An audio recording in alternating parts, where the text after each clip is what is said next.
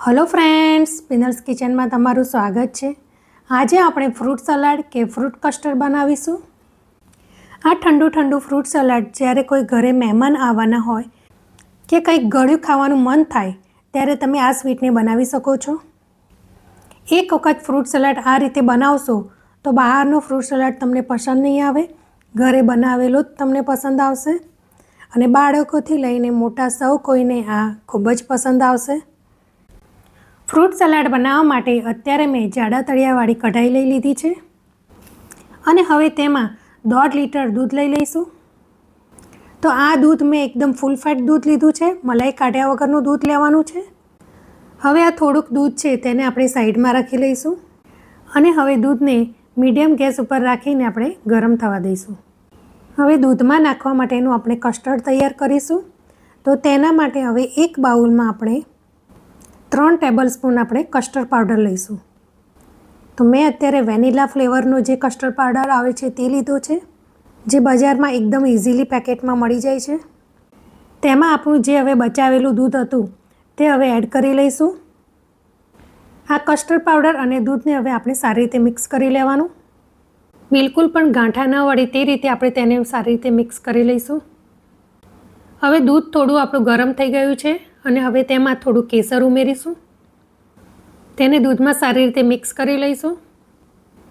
દૂધમાં એક ઉભરો આવે ત્યાં સુધી તેને થવા દઈશું। તો હવે આપણે દૂધમાં એક ઉભરો આવી ગયો છે, તેમાં ખાંડ ઉમેરી લઈશું। તો અત્યારે મેં 1/4 કપ ખાંડ લીધી છે। તો આટલી ખાંડથી આપણે એકદમ પરફેક્ટ ગળ્યાશ આવશે આપણા ફ્રૂટ સલાડમાં। જો તમે વધારે ગળપણ ખાતા હોય તો 1 થી 2 ટીસ્પૂન તમારે વધારે લેવાની। दूधने वच्चे वच्चे आ रीते हलावता जईशुं।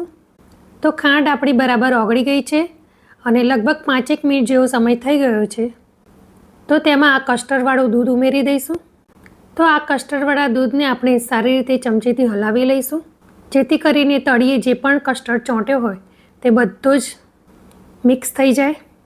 હવે તેને આપણે દૂધમાં ઉમેરી લઈશું અને ચમચાથી આપણે સારી રીતે તેને કન્ટિન્યુ હલાવતા રહેવાનું। હવે ગેસની ફ્લેમ આપણે સ્લો રાખીશું। દૂધ આપણું હવે સરસ થઈ જવા આવ્યું છે। હવે તેમાં 1/2 ટીસ્પૂન ઇલાયચી પાવડર ઉમેરીશું અને હવે તેને દૂધમાં સારી રીતે મિક્સ કરી લઈશું। તો 5 મિનિટ જેવો સમય થઈ ગયો છે અને આ દૂધ આપણું એકદમ સરસ જુઓ એકદમ ઘટ્ટ થઈ ગયું છે। તો આ રીતે ચમચામાં જો આ લઈને આપણે આ રીતે હાથથી ચેક કરી લઈશું। तो एकदम परफेक्ट और घट आपणुं आ कस्टर्ड दूध आपणुं तैयार थई गयुं छे। तो हवे गैसनी फ्लेम आपणे बंद करी दईशुं अने हवे दूधने आपणे ठंडू थवा दईशुं। तो अत्यारे आपणुं आ कस्टर्डवाळुं दूध झड़पथी ठंडू थाय ते माटे मैं अत्यारे एक बीजा बाउलमां एने ट्रांसफर करी लीधुं छे। तो ते बाउलनी नीचे मैं एक मोटुं वासण लीधुं छे अने हवे तेमां फ्रीजनुं ठंडू पाणी उमेरी दईशुं અને સાથે થોડા બરફના ટુકડા પણ ઉમેરી દઈશું। તો આ રીતે ઠંડુ કરવાથી આપણું આ દૂધ 15 થી 20 મિનિટમાં ઠંડુ થઈ જાય છે। તો હવે આપણું આ દૂધ તૈયાર થઈ ગયું છે અને હવે તેને આપણે 3 થી 4 કલાક માટે તેને ફ્રીજમાં ઠંડુ થવા દેવા મૂકીશું। તો દૂધમાં નાખવા માટેના મેં આ રીતના બધા ફ્રૂટ લઈ લીધા છે। તો મેં 2 એપલ, 2 ચીકુ, 4 કેળા અને 1 દાડમ લીધું છે।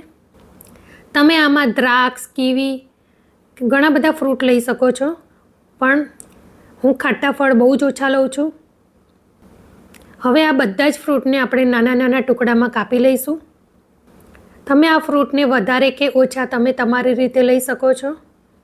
તો હવે આપણું આ કસ્ટર્ડવાળું દૂધ એકદમ સરસ ઠંડુ થઈ ગયું છે। તો તેને સર્વિંગ બાઉલમાં કાઢી લઈશું। તો આ બાજુ મેં બધા જ ફ્રૂટ કટ કરીને રાખી લીધા છે અને હવે તેમાં 1 કપ આ ઝીણા સમારેલા કેળા ઉમેરીશું, 1 કપ ઝીણા સમારેલા સફરજન ઉમેરી દઈશું, 2 થી 3 ટેબલસ્પૂન આપણે ચીકુ ઉમેરીશું। તો ચીકુ મેં બહુ જ ઓછા લીધા છે, તમને જો વધારે ભાવે તો તમે વધારે લઈ શકો છો। અડધો કપ દાડમના દાણા ઉમેરી દઈશું, થોડું ડ્રાયફ્રૂટ પણ આમાં ઉમેરી દઈશું। તો આ ડ્રાયફ્રૂટ બહુ જ સરસ લાગે છે આમાં। તો મેં અત્યારે થોડી બદામ, કાજુ અને પિસ્તા લીધા છે। તો બધી જ વસ્તુને હવે આપણે સારી રીતે મિક્સ કરી લઈશું। તો આપણા આ ફ્રૂટ સલાડમાંથી લગભગ 5 થી 6 વ્યક્તિને તમે સર્વ કરી શકો છો. તો એકદમ સરસ ઠંડો એવો આપણો આ ફ્રૂટ સલાડ બજારમાં મળે તેવો જ આપણો આ તૈયાર થઈ ગયો છે. મારી આ રીતથી તમે આ ફ્રૂટ સલાડ ઘરે જરૂરથી ટ્રાય કરજો. તમને મારી આ ફ્રૂટ સલાડની રેસીપી કેવી લાગી તે મને કમેન્ટમાં જરૂરથી જણાવજો.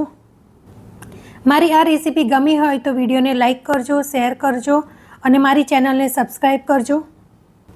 અને આવી નવી રેસીપી માટે બેલ આઇકનને પ્રેસ કરજો. Thank you for watching. By.